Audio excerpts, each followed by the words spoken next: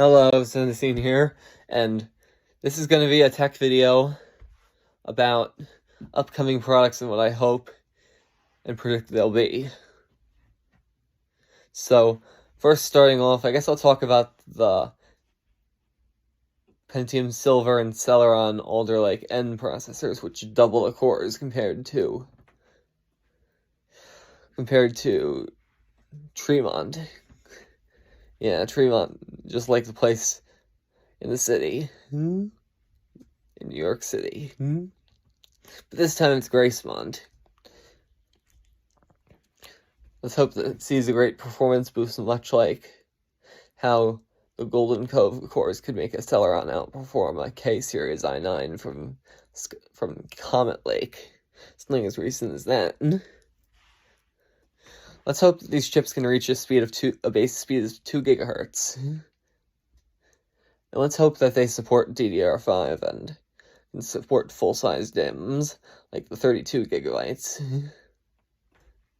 Because DDR4 on the previous one, it only supported up to 4 gigabytes per slot, and that was the minimum amount of RAM came in a stick of DDR4.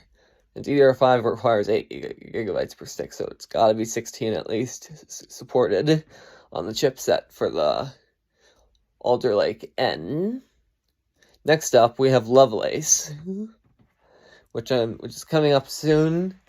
I don't know what the specs are or when it's going to come, but let's just hope that NVIDIA keeps its trend of having the right bandwidth speeds, making them higher than what RDNA3 has, because they made a big mistake, AMD, by lowering the bandwidth and dumping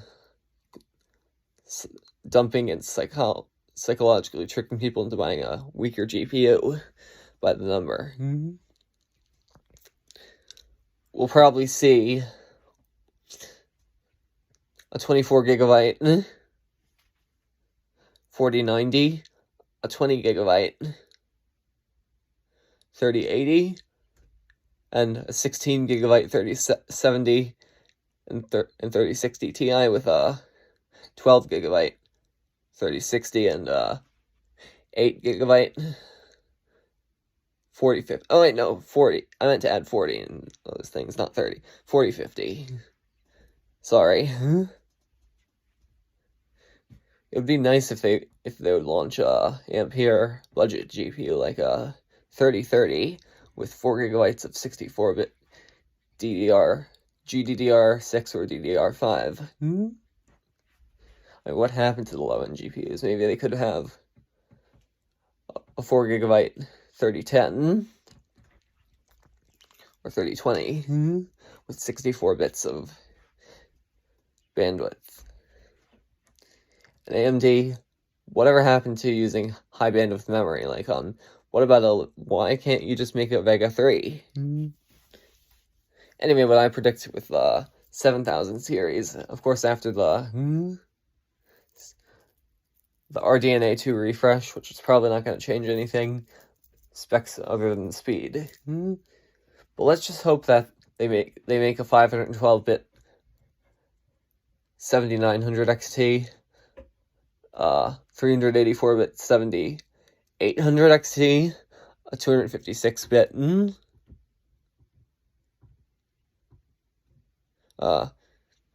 7700 XT. Man, it's getting me hard to remember the names of these. And each 256 bits would contain 16 gigabytes of GDDR6 or GDDR6X in the future.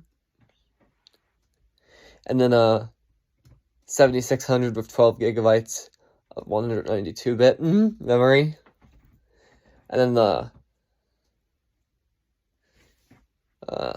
7500 and 7400 XTs coming with 8 gigabytes of